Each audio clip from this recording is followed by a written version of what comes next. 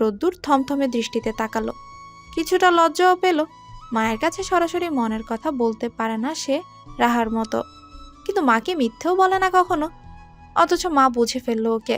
রোদ্দুর বিস্মিত হলো, লুকাতে চাইল না আর। দীর্ঘশ্বাস ফেলে মায়ের প্রশ্নের জবাব দিল ছোট্ট করে, ভালোবাসি। রিমু বেগমের ঠোঁটের কোণে এক টুকরো মুচকি হাসি ফুটল। কতদিনের? বছর খানেকের। কিভাবে কি? রোদ্দুর সবকিছু খুলে বলল মাকে। প্রথম পরিচয়, ঝগড়া, ভালো লাগা, ভালোবাসার সূচনা, বারবার তুচ্ছ কারণ দেখিয়ে প্রত্যাখ্যান, অভিমান, দূরে সরে যাওয়ার সবকিছু। ছেলে স্বীকারোক্তি পেয়ে রিমু বেগম অবাক হলেন। হিসাব মিলছে না তার। ভালোবাসাটা কি তাহলে একতরফা? পরক্ষণেই কড়া স্বরে বললেন, আগে তো বলিসনি। মুনতাহা তো আমায় ভালোবাসে না। রিমু বেগম কপালে ভাঁজ ফেলে বললেন, আমরা তো ভালো ছেলেকে ওর পছন্দ নয়। খারাপ ব্যবহার করেছিস নাকি ওর সঙ্গে? না, তাহলে? আমি সত্যি জানি না মা, ওর সমস্যা কি। রিমু বেগম ভাবুক গলায় বললেন, তুই কখনো জানতে চেয়েছিস ও কেন এমন আচরণ করে? রোদ্দুর হতাশ কণ্ঠে বলল, বহুবার, কিন্তু খোলাসা করে ও আমাকে কিছুই বলেনি। রিমু বেগম হাল ছাড়লেন না। একবার যখন পজিটিভ সাইন পেয়েছেন ছেলের থেকে, তো আর এ শেষ দেখে তিনি ছাড়বেন। এমন স্বরেই তিনি ধীর কণ্ঠে বললেন, মেয়েটা মুখ চোরা, আমি জানি। খোলসা করে যখন কিছু বলেনি, এমনও তো হতেই পারে যে ও তোকে ভালোবাসে কিন্তু বলে না, নয় কি? রোদ্দুরের এসব অর্থহীন কথায় বিরক্ত লাগলো। কম দিন তো আর চেনে না মুনাকে। মা সত্যি বিশ্বাস করে মুনা তাকে ভালোবাসে? হাস্যকর। রোদ্দুর উঠে ব্যালকনিতে চলে এলো। রাগ, জেদ, অপমান, কষ্ট সব মিলিয়ে অদ্ভুত অনুভূতি হলো। তেতো ঠেকলো সবকিছু। ঘরে ফিরে গেল আবার। গিয়ে অসহায়ের মতো মাকে বলল, ও যদি আমায় ভালোই বাসতো তাহলে অন্য কাউকে বিয়ে করতে রাজি হয়ে যেত না। মা, আমি অনেক চেষ্টা করে দেখেছি, আর সম্ভব নয় আমার দ্বারা। রিমু বেগম এর পরেও ধীর কণ্ঠে বললেন, ভালো যখন বেসেছিস তখন সম্ভব করতেই হবে। তোর বাবা নয় তো তার পছন্দের কোনো মেয়েকে তোর সাথে জুড়ে দেবে। রোদ্দুর বিরক্ত হয়ে বলল, ওকে ডান, কাকে আমার গলায় ঝুলাবে সেসব তোমাদের ব্যাপার। কিন্তু আর যাই হোক, মুনতাহার কথা বাদ দাও। রিমু বেগম রুষ্ট গলায় বললেন। কেন? রোদ্দুর ক্যাটক্যাটে স্বরে বলে, ও অকারণে আমাকে অপমান করেছে। কেন করেছে সেই প্রশ্ন করো না, জবাব দিতে পারবো না। কিন্তু ওর এই অপমান আমি ভুলবো না। এসবের পর ওর সাথে আমার যেটুকু সম্পর্ক ছিল তাও শেষ। এবার তুমি ওর প্রসঙ্গের ইতি টানলে খুশি হব। রোদ্দুর মনে প্রাণে জানে যে সে কোনোভাবেই মুনাকে ভুলতে পারবে না। অথচ মুনাকে সে আর সহ্যও করতে পারছে না। প্রতিবার সে মুনার কাছ থেকে যে অপমান পায়, সেটাই শুধু ওর হৃদয়কে ক্ষতবিক্ষত করে। আর আজ যেভাবে অপমানিত হয়েছে, তাতে তো ওর পুরো হৃদয়টাই মরে গেছে। পরদিনই রিমু বেগম হঠাৎ মুনার বাড়িতে গিয়ে উঠলেন। নিপা তাকে দেখে কিছুটা অবাক হলো। রিমু বেগমকে বাড়িতে এভাবে আসতে দেখে তার মনে কৌতূহল আর চিন্তা একসঙ্গেই দেখা দিল। রিমু বেগমকে বসতে দিয়ে বলল, কেমন আছেন? আমি আলহামদুলিল্লাহ ভালো আছি। রিমু বেগম হালকা হাসি দিয়ে বললেন, মোনার অ্যাক্সিডেন্ট হয়েছে শুনে দেখতে এলাম। এখন কেমন আছে? নিপা সৌজন্য বজায় রেখে বলল, ভালো আছি। এবার অনেক দিন পর এলেন। সময় হয় না কোথাও যাওয়ার। আজ অনেকক্ষণ বসবেন কিন্তু, চা করছি। রিমু বেগম সরাসরি বললেন। এক কাপ খাওয়াই যায়, তোমার হাতের চায়ের স্বাদ এখনো ভুলিনি। নিপা খুশি হয়ে গেল। রিমু বেগম জিজ্ঞেস করলেন, মোনা কোথায়? ঘরেই আছি, যান আপনি, আমি চাটা করে নিয়ে আসছি। মুনা উদাস হয়ে ঘরে বসে বই পড়ছিল। যখন রিমু বেগম তার ঘরে ঢুকলেন, তাকে দেখে মুনা চমকে উঠল। মুখে স্পষ্ট অস্বস্তি। রিমু বেগম মৃদু হেসে শান্ত কণ্ঠে বললেন, কেমন আছো এখন মা? মুনা বিস্মিত হয়ে বলল, আন্টি, আপনি? এখন ভালো আছি। আপনি হঠাৎ? আমি তো কালই পড়াতে যেতাম রাহাকে। বসুন বসুন। মুনা অস্থির হয়ে পড়ল। রিমু বেগম বসলেন। ধীর গলায় বললেন, অস্থির হয়েও না, 2 দিন রেস্ট করো। আমি তোমার সাথে কিছু কথা বলতে এসেছি রোদ্রুর ব্যাপারে। আমার কাছে এসে বসো। মোনার মুখটা ফ্যাকাশে হয়ে গেল। কি বলবেন তিনি? রোদ্দুর কিছু বলেছে? এবার কি স্বামীর মতো তিনিও অপমান করবেন? মোনা ভেতরে ভেতরেও উদ্বিগ্ন হয়ে পড়ল। রিমু বেগমের এই রূপ সে কখনো দেখতে চায় না। ও গিয়ে বসলো রিমু বেগমের সামনে। কিন্তু মোনার ভাবনা ভুল প্রমাণিত হলো। রিমু বেগম মোনার দিকে তাকিয়ে আচমকা সরাসরি বলল, তুমি কি জানো রোদ্রু তোমাকে কতটা ভালোবাসে? মোনা মাথা নিচু করে ফেলে। ভয় হলো তার। আমতামতা করে বলল, এসব কি বলছেন আন্টি? রিমু বেগম মৃদু কণ্ঠে বললেন ওকে, সব জানি আমি, তাই যা জিজ্ঞেস করব ঠিক উত্তর দেবে, কিছু লুকাবে না। মায়ের মতোই হই তোমার, মিথ্যে বলো না। রোদ্রুকে কি তুমি ভালোবাসো? মোনা চুপ করে রইল। উত্তর জানা কিন্তু দিতে পারল না। রিমু বেগম স্নেহের সুরেই বললেন, তুমি যদি রোদ্রুকে ভালোবাসো তাহলে বাকি সব কিছু আমি দেখব।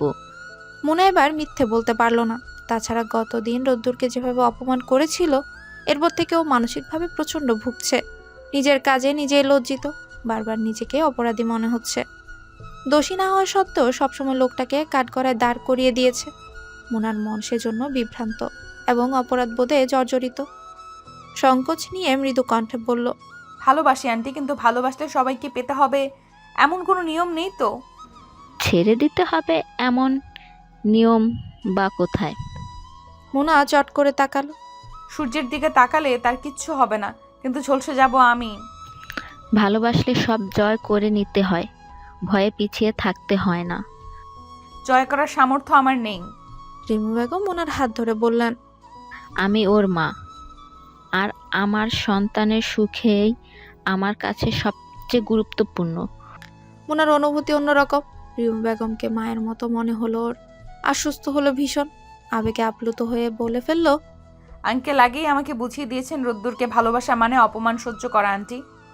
রিমু বেগম যেন সবটা বুঝতে পারছিলেন। ইনামুল সাহেবের অহংকারের কথা তারও জানা ছিল। তার অপমানের কারণেই তো মোনা বারবার অস্বীকার করেছে রোদ্দুরকে। নিজের স্বামীকে তার চেয়ে ভালো আর কে চেনে। রিমু বেগম ঠিক করলেন ইনামুল সাহেবের সঙ্গে এবার একটা হ্যাস্তন্যাস্ত করেই ছাড়বেন। এরপর তিনি মোনার চোখের দিকে তাকিয়ে বুঝতে পারলেন মেয়েটা আসলেই রোদ্দুরকে ভালোবাসে, কিন্তু বলতে পারে না। তিনি জানেন এটা শুধু মোনার দোষ নয়, রোদ্দুরেরও নয়। সে তো বেচারা কিছু না জেনে কষ্ট পাচ্ছে, ভুল বুঝে বসে আছে। তিনি মোনার হাতে নিজের হাত রাখলেন। তুমি যা করছো তা তোমার দিক থেকে হয়তো সঠিক ছিল। প্রতিনিয়ত কষ্ট পাচ্ছে, তুমি ওকে দূরে সরিয়ে দিয়েছো বলে, অপমান করেছো বলো। মোনা দ্বিধান্বিত গলায় বলল, তার জন্য আমি লজ্জিত, কিন্তু আন্টি আমার বিয়ের কথা অনেকটাই পাকাপাকি। এখন ভাইয়া এসব জানলে কষ্ট পাবে। রিমু বেগম মোনার হাত শক্ত করে ধরে বললেন, আমি দেখব ব্যাপারটা, কিন্তু তুমি আমার ছেলেকে আর দুঃখ দিও না। মোনা চুপ হয়ে গেল। কি ঘটবে, কি হবে, কিছুই বুঝতে পারল না।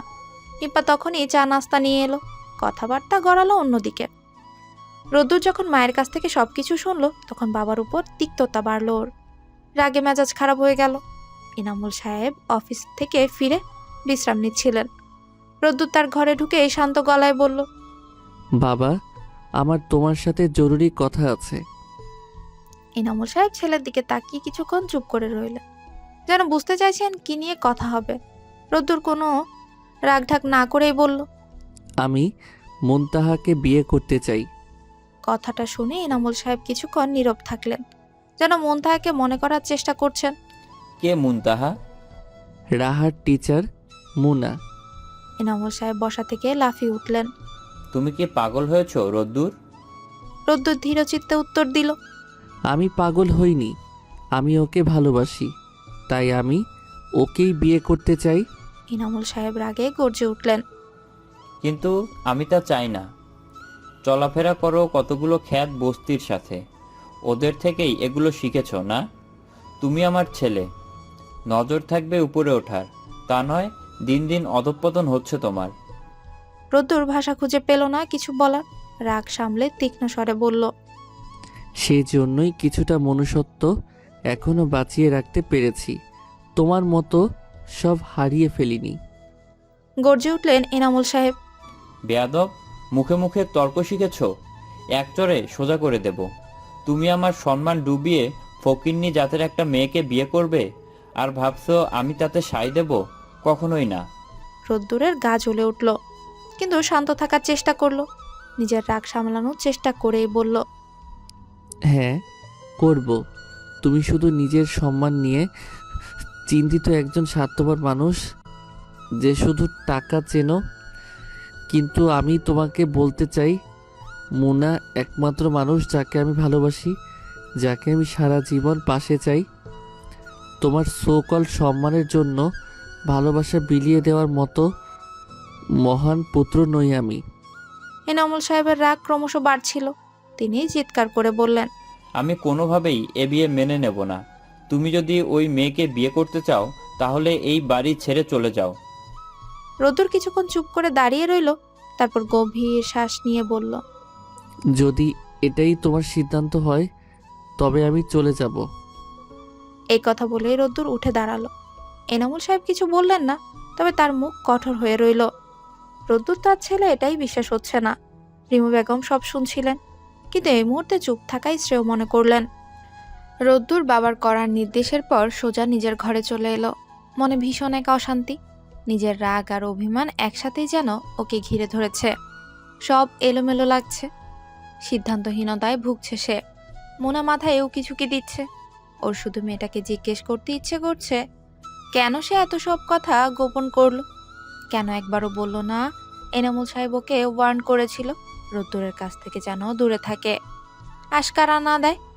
এতগুলো বছরে একবারও কেন বলেনি? সে এতদিন অকারণেই মোনাকে ভুল বুঝেছে। ওর সাথে যোগাযোগ করার প্রবল ইচ্ছে হলেও অজানা এক অভিমানে রোদ্দুরকে আটকে দিয়েছে। মায়ের কথা মনে হলো ওর।